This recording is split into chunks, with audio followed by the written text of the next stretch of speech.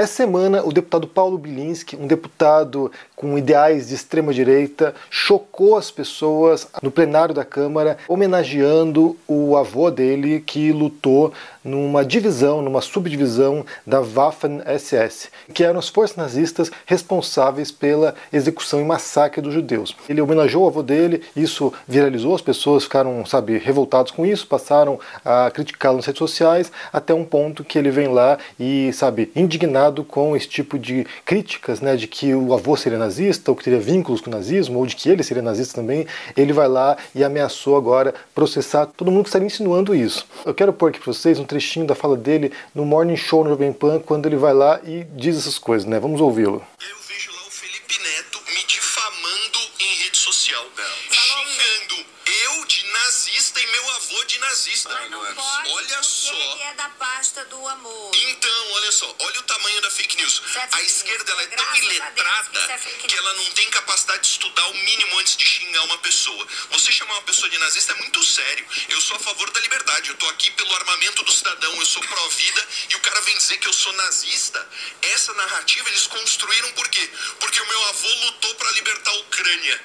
O comunista invadiu a Ucrânia, o meu avô lutou para libertar a Ucrânia do comunista. Meu avô lutou num exército que foi armado pelos alemães, mas um exército que nunca jurou lealdade a Hitler, muito pelo contrário, jurou lealdade à Ucrânia. Só existiam 3 requisitos para que o meu avô lutasse pela libertação da Ucrânia, que a lealdade era à Ucrânia, que eles tivessem os próprios padres e que sim, que eles somente lutassem no fronte russo. Hitler não sabia da existência da unidade em que meu avô lutou.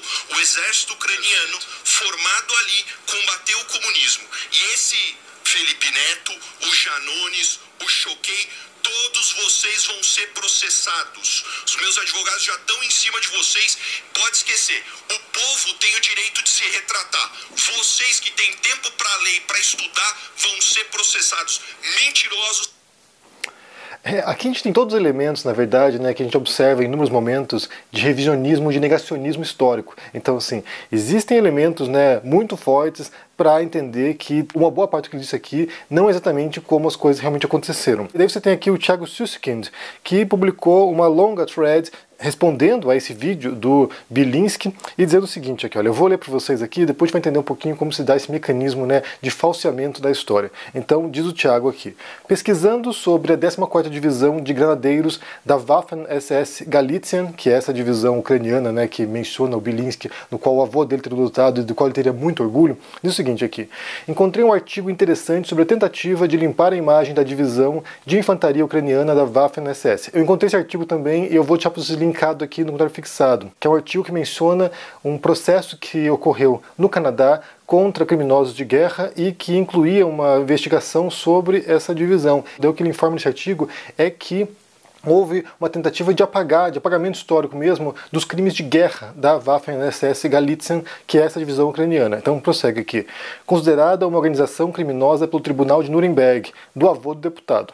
Daí ele prossegue aqui o Thiago falando, A discussão deveria morrer com o fato de estarmos falando de uma unidade da SS, que é essa organização paramilitar do Partido Nazista, que talvez tenha sido a principal força por trás do Holocausto. Essa semana eu fiz um vídeo sobre o Himmler, falando sobre isso, O Himmler era o chefe da SS e era aquele monstro que leva a milhões e milhões de mortes dos judeus, e ele considerava como uma pessoa decente. Ele não se via como esse criminoso de guerra, ele não se via como alguém que fazia atrocidades, se via como um cara defendendo a Alemanha. Então, segundo lá o Bilinski, o avô estava defendendo a Ucrânia. Então, eles estavam enfrentando os comunistas. Sendo, na verdade, o negócio é um pouquinho mais complexo do que isso, Na verdade, o avô dele estava enfrentando os aliados, que eram os países capitalistas, em parte, Reino Unido, Estados Unidos, França ocupada, países que estavam ali, Canadá, por exemplo, Austrália, que estavam se unindo contra os países do eixo, Alemanha, Itália e Japão. E aí as forças aliadas também incluíam, nesse caso, a União Soviética. Então, Estados Unidos lutou lado a lado com a União Soviética, lado a lado no sentido figurado, mas lutou lado a lado com a União Soviética para derrotar o nazismo. Então, eles não estavam enfrentando apenas os comunistas, estavam enfrentando os aliados, países que se uniram para derrotar o nazismo. Prosseguindo com a thread do Thiago. Mas como essa discussão não morreu, até liberais vieram defender o avô do cara, segue. Em primeiro lugar, a unidade militar era comandada por alemães. Durante a maior parte do tempo, quem exerceu o comando diretamente foi Fritz Freytag. um nazista fanático que serviu no gabinete de Himmler e esteve diretamente envolvido com mortes de judeus. Então, assim, o comandante dessa divisão Galitzien, era um nazista, sabe, de carteirinha, e respondia diretamente ao Himmler. Isso está no artigo como mencionado aqui. Essa imagem mostra Fritz Freitag, à esquerda, sendo saudado pela divisão Galitzien. Não parece uma união de nacionalistas sem qualquer vínculo com a Alemanha nazista e apenas armada pela SS, né? Você tem ali os símbolos nazistas, né? O símbolo da SS. O argumento como um todo é bastante ridículo. Vamos continuar. Outro comandante oficial notório era Heinrich Wiens, ucraniano de nascença, que integrou a Einsatzgruppen, esquadrão da morte subordinado à SS, que teve um papel importante na implementação da solução final da questão judaica. Esses Einsatzgruppen eram divisões que iam entrando em povoados poloneses, por exemplo, e fazendo massacres, sabe, brutais de dezenas ou centenas de milhares de pessoas. Então, prossegue. Franz Magal é mais um oficial envolvido com execuções. Até um relatório frequentemente utilizado pela defesa da divisão da SS, presidido por um juiz canadense chamado Jules Dechaine, reconhece que participantes de milícias ucranianas patrocinadas pelos nazistas, que atacaram e mataram judeus, eram admitidos nas fileiras da Galícia. Vale ressaltar também que a divisão não atuou somente na defesa do território ucraniano. Ela foi empregada para combater os partisans na Eslováquia, ou seja, os revoltosos, né, os rebeldes que estavam enfrentando a ocupação nazista ou a ocupação do eixo, né, em 1944 e na Eslovênia no ano de 45, sempre contra os adversários do nazismo. E há relatos de execuções, cidades queimadas, etc. 2 relatórios de uma comissão governamental polonesa em 2003 e do Instituto de História da Academia de Ciências da Ucrânia em 2005 chegaram à conclusão que a divisão foi responsável por crimes de guerra no vilarejo de Huta Pieniacka, onde mulheres e crianças foram executadas. O historiador Per-Anger Rudin nota que a 14ª Divisão da SS atuava em conjunto com a divisão da SS Die Lewanger, unidade composta por criminosos de guerra cuja sobrevivência não era esperada, dentre eles assassinos e estupradores. As divisões faziam até intercâmbio de oficiais. O trabalho completo de Per-Anders Rudin, They Defended Ukraine, The 14th Waffen Grenadier Division der SS, Galitzien número 1, Revisited, que contrariaria a narrativa ultranacionalista que o grupo não tinha vínculos com Hitler, pode ser lido nesse link. Então ele põe aqui o link desse paper, aqui desse artigo sobre isso. Não por acaso, israelenses se escandalizaram com ucranianos que saíram às ruas em 2021, pela primeira vez em homenagem a Galitzien. A manchete do Times of Israel destaca: celebração a nazistas da SS. O próprio Zelensky se pronunciou contra o revisionismo. O Haaretz, outro jornal de Israel, também fez uma reportagem sobre a homenagem, considerada inaceitável, de cerca de 300 ucranianos à divisão da SS. Diz que a Galitzien era uma unidade alemã, diretamente ligada a crimes contra a humanidade. Em resumo, a divisão Galitzien era uma unidade da SS, composta por ucranianos e comandada por alemães nazistas, que participou de atrocidades, era integrada por assassinos de judeus e passou a ser objeto de revisionismo histórico por parte de ultranacionalistas ucranianos. A imagem acima, aliás, retrata Himmler ao centro, um dos principais braços direitos de Hitler, supervisionando as tropas da 14ª Divisão da SS em questão. A fonte da fotografia é o Museu do Holocausto dos Estados Unidos. É inacreditável precisar escrever um textinho para dizer que é ruim uma pessoa se orgulhar de alguém ter integrado uma divisão da SS no contexto da Segunda Guerra Mundial, mas infelizmente são tempos estranhos no Brasil e no mundo. Então, assim, me parece que há poucas dúvidas de que havia ligações diretas, né, entre essa divisão da Waffen-SS Galitzien e a Waffen-SS, que era esse braço, né, que foi usado para extermínio pelos nazistas contra judeus e outros grupos étnicos e outros grupos também, sabe, nacionalistas na época ou resistência. Então, assim, o argumento do Paulo Bilinski de que, estão tentando atacá-lo ou atacar o avô dele não se fundamenta na história, basicamente, né? Na verdade, o elemento aqui central é olhar os fatos e como essas coisas operaram. O fato dessa divisão em particular não ter sido condenada pelo Tribunal de Nuremberg não significa que a própria Waffen-SS, que era esse guarda-chuva de várias divisões, tenha sido condenada. Foi considerada como criminosa de guerra. Então, assim, não há como defender aqui essa posição negacionista histórica desse deputado, que, claro, né, ele adota, inclusive, narrativas atuais de grupos ultranacionalistas, extrema-direita ucraniana. E aí é curioso, né, porque, assim, para você ver como são as contradições enormes também nesse tipo de discurso, né, porque, por um lado, você tem uma direita bolsonarista que é totalmente pró-Israel, e ao mesmo tempo você tem, dentro desse grupo, gente que está tentando apagar a história ou revisar a história de grupos que, em essência, também era composta, nesse caso, comandada por pessoas responsáveis por extermínio de judeus. Então, assim, é muito contraditório e é muito bizarro pensar nisso.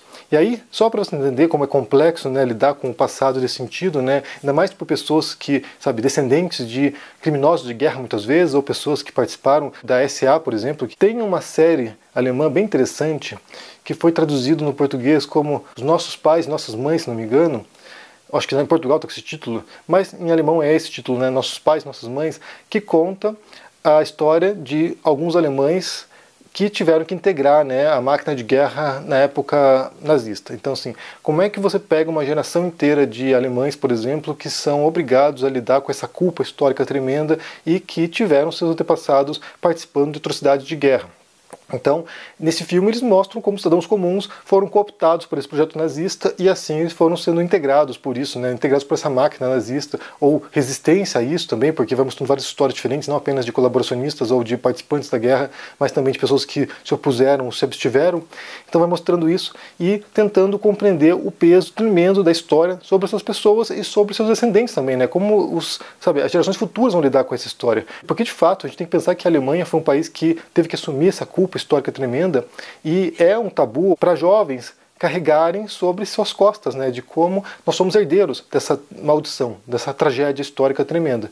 É claro que os descendentes não têm culpa dos atos antepassados, mas você tentar negar a história para tentar justificar alguma coisa, isso é muito grotesco, é muito bizarro, é muito assustador e é de fato um processo bastante perigoso de tentar apagar o passado. Assim como é feito no Brasil muitas vezes, né? Você tem Bolsonaro e bolsonaristas tentando apagar ou reescrever a história da ditadura militar do Brasil. Foi um regime repressivo que matou, centenas de pessoas, torturou milhares de pessoas, perseguiu dezenas de milhares de pessoas, foi um regime repressivo, autoritário, brutal e que deve ser lembrado como tal. Então, assim, tentar reescrever o passado, tentar dizer que não foi tão duro quanto se diz, não foi tão pesado quanto se diz, não teve, esse tipo de restrições, ou no caso da Alemanha nazista e colaboracionistas, países satélites que colaboraram com os nazistas, tentar negar esse vínculo, tentar negar o que aconteceu realmente, isso é um trabalho de, manipulação da informação, de modo a tentar moldar a percepção das pessoas de que aquilo que era uma atrocidade tremenda não foi aquilo que a gente pensava. Inclusive, isso não é feito apenas por extrema-direita, né? Também há gente de esquerda que faz isso em relação a outros eventos relacionados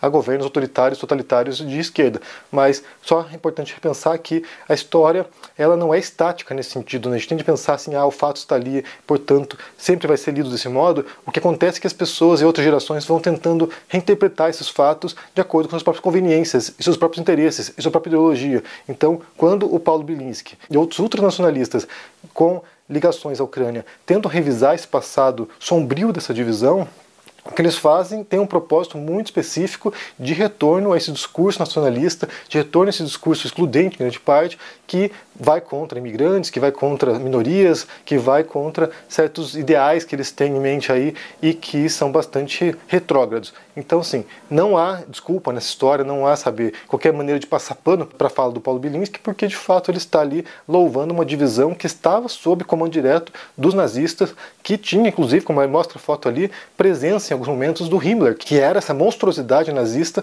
e que foi responsável direto pelo Holocausto. Então não há como tentar descolar uma coisa da outra. Pode ser, que essa divisão tenha enfrentado de fato os invasores, entre aspas, aqui, soviéticos, mas eles estavam enfrentando, na verdade, os aliados, eram os países que estavam combatendo os nazistas. Isso tem que ser pensado e não ignorado. Depois, é claro, tem os desdobramentos históricos, né? Tem a ocupação soviética nos países do leste europeu, aí é outro processo, é outra história. Mas até aquele momento, a guerra era contra os aliados, inclusive causada pela invasão alemã no fronte oriental. Então, sim, os alemães invadem os países orientais, invadem a Polônia, vão avançando rumo à União Soviética e isso instiga a União Soviética a entrar na guerra. Então, isso aqui tem ação direta dos nazistas. Até porque havia um pacto entre os alemães e a União Soviética. A história não é bem essa como o Paulo Bilinski está contando aí. É importante ter isso em mente porque as pessoas estão o tempo todo tentando, contar ou reescrever as histórias ou tentando manipular a percepção das pessoas de modo a ter ganhos políticos, ganhos eleitorais, ganhos sociais aí e levar adiante essa agenda bastante perigosa. Bem, me diga o que vocês pensam sobre essa história toda aí. Eu vou pôr para vocês aqui o link desse artigo falando sobre essa divisão da Waffen-SS na Ucrânia. Vocês podem ler e compreender essa história. Está em inglês, mas você pode conferir. E me diga o que vocês pensam no comentário aqui embaixo. Deixe o joinha, se inscreva nesse canal, ativando o sininho, isso é muito importante para ajudar no engajamento aqui. E só lembrando que mais tarde, às 3 da tarde, hoje a gente vai estar em Curitiba, no Shopping Estação, na livraria A Página, para lançar o livro que escrevi em parceria com a Carolina Arcari e com ilustrações de Thiago Egg, chamado Olga Descobre a Democracia. Porque é importante que a gente defenda esse valor aqui, fundamental, político, no qual diferentes vozes têm a oportunidade de se manifestar, participar do jogo eleitoral, poder levar adiante suas pautas sem negacionismo histórico, sem confrontar a democracia, sem atentar contra a democracia, como fez o Bolsonaro ao longo dos últimos anos no Brasil e que tentou um golpe de Estado recentemente, como a gente sabe, né? Os elementos estão surgindo aí. Então, vá lá, encontre com a gente, vou esperar você por lá. Um forte abraço para você e se cuide por aí. Tchau! Ações, commodities, criptomoedas. Esse mundo das finanças e dos investimentos pode ser uma loucura e confundir muito. Olá, meus amigos queridos do Henri Bugalhos. Eu sou o Eduardo Moreira e queria te convidar para uma aula que a gente vai ter no dia 30 de maio, uma terça-feira, às 8 horas da noite, para simplificar essa confusão toda. Você vai aprender que só existem 2 tipos de investimentos que realmente importam. E em menos de uma hora vai compreender na totalidade como é que esses tipos de investimentos funcionam. Uma aula para mudar completamente a sua relação com o mundo das finanças e de investimentos. Para se inscrever, é só você clicar no link aqui em cima ou aqui embaixo. E rapidamente e gratuitamente você vai poder participar dessa aula. Chame seus amigos e amigas para participar também. A gente se vê lá.